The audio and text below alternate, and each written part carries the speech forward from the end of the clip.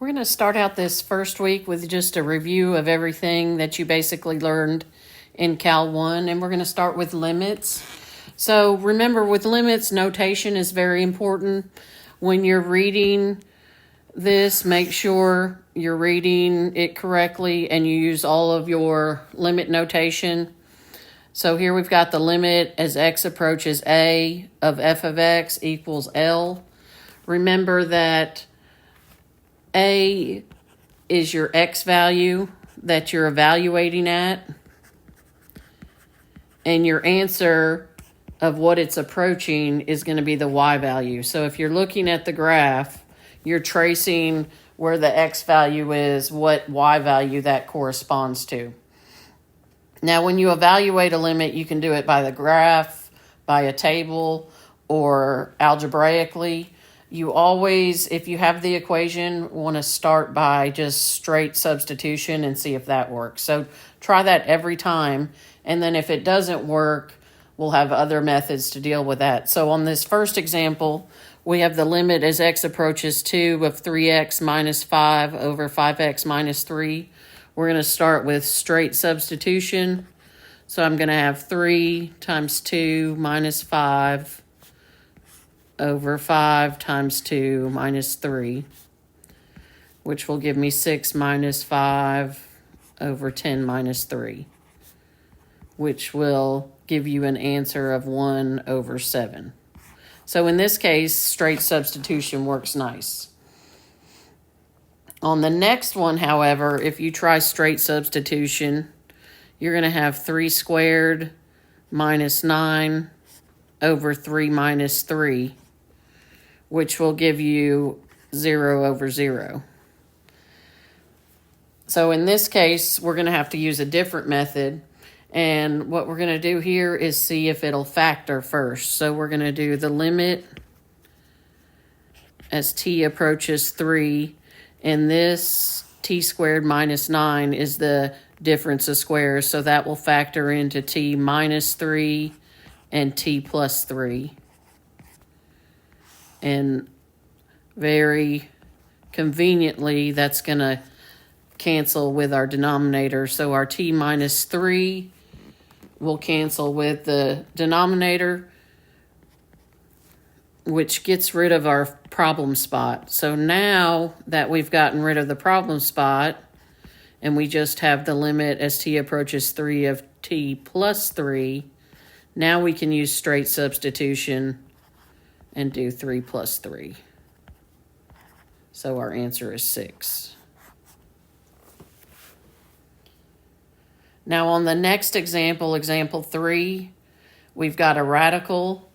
Whenever you have a radical in the numerator, you're going to work with its conjugate. So we're going to take the conjugate of the numerator, which is the square root of 4 plus x plus 2. Remember, you just changed the sign between the two terms.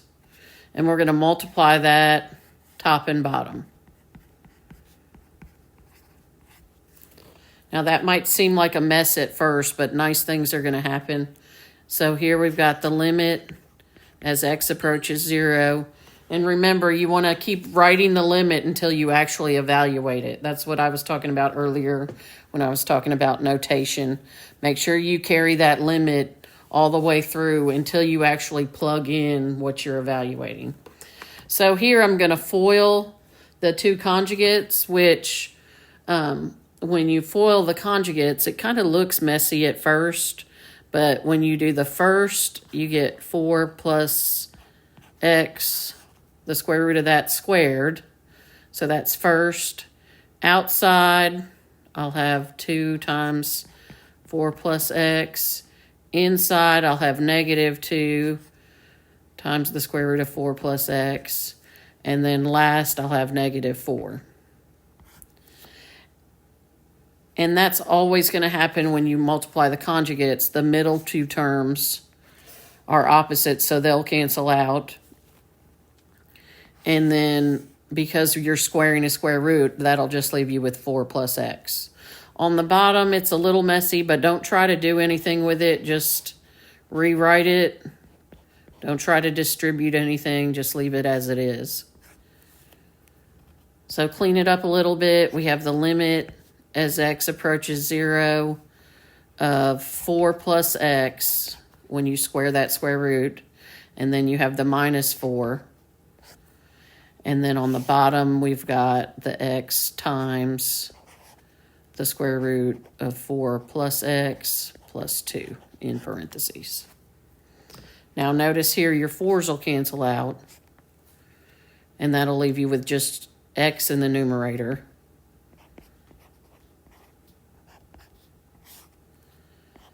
Which again is something very helpful because that's going to cancel with the x in the denominator. So that leaves you with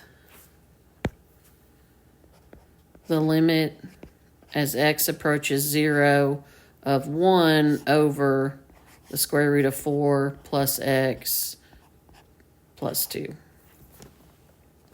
Now it's time to evaluate it. We're going to plug in 0. So now is the time to drop the limit because you're actually plugging it in for x. And that's going to leave us with 1 over the square root of 4, which is 2, plus 2. So your answer is 1 over 4.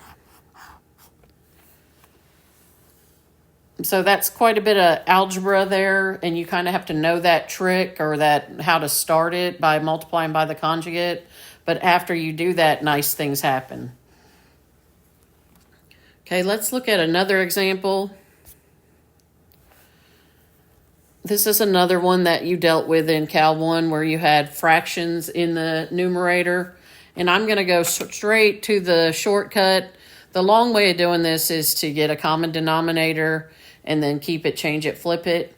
But what I'm going to do is the little shortcut that hopefully your last professor taught you. And I'm going to multiply by the common denominator on top and bottom.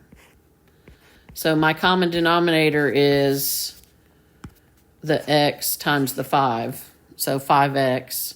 And when you do that, it will get rid of the fractions on top. So that'll leave you with the limit as x approaches 5. And when I distribute that in, I have 5x over x, which will just give me 5 over 1, minus, when I distribute it to the 1/5, that'll give me an x. And then on the bottom, I've got x minus 5 times 5x. And let's not distribute that because we're going to have to end up canceling out something in a minute anyway. So if you'd went ahead and distributed that 5x, you would just end up having to factor it back out. So we're just going to leave it out. Notice that I've got an x minus 5 on the bottom, but I have a 5 minus x on the top. If I flip that around, I can factor out a negative and end up with the x minus 5 factor that will cancel. So let's go ahead and do that. We've got the limit as x approaches 5. I'm going to flip that around and factor out the negative, so that'll give me an x minus 5. And then I've got the 5x times x minus 5 on the bottom. So the x minus 5 factors will cancel, leaving us with the limit as x approaches 5 of negative 1 over 5x. Now we're ready to evaluate. So I've got negative 1 over 5 times 5, which is negative 1 over 25. So just a couple tricks on those last ones. If you know the tricks, it makes those problems a lot easier. If not, you just kind of get stuck and might go down a rabbit hole you can't get back out of. So if you know the little shortcuts, use them. This last example I'm going to show you for limits is dealing with a cubic function, or a cubed function, sorry. Let's just a little recap or recall. Remember the sum or difference of cubes. The sum of cubes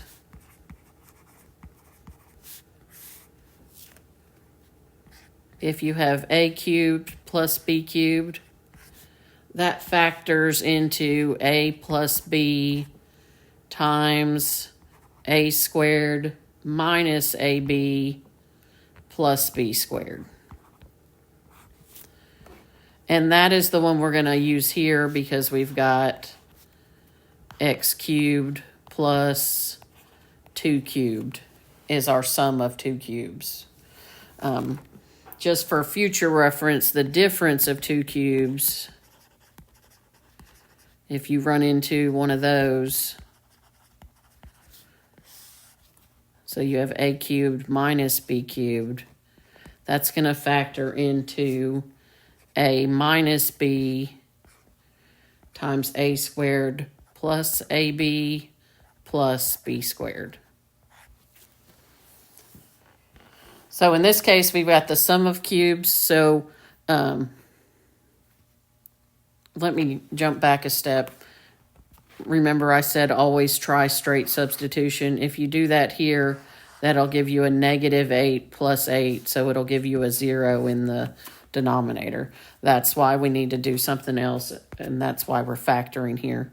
So here I'm going to have the limit as x approaches negative 2. I'm going to go ahead and factor the top. It's the difference of 2 squares. That'll give me x plus 2, x minus 2. And then the bottom, I've got the difference, the sum of cubes, which will factor into x plus 2 times x squared minus 2x plus 4. And our x plus 2 will cancel with the x plus 2 on the bottom. And that takes care of your problem spot. Now we can substitute the negative 2 in. And that'll give us negative 2 minus 2 over negative 2 squared minus negative 2 times, negative minus 2 times negative 2 plus 4. So we've got a negative 4 on top, 4 plus 4 plus 4, which will give us a negative 4 over 12, and that'll reduce to negative 1 over 3. So that's a quick little review on limits. We'll go into a little bit more in the next section when we start derivatives. But just make sure you know the little shortcuts, what to look for when you have the different types of limit equations.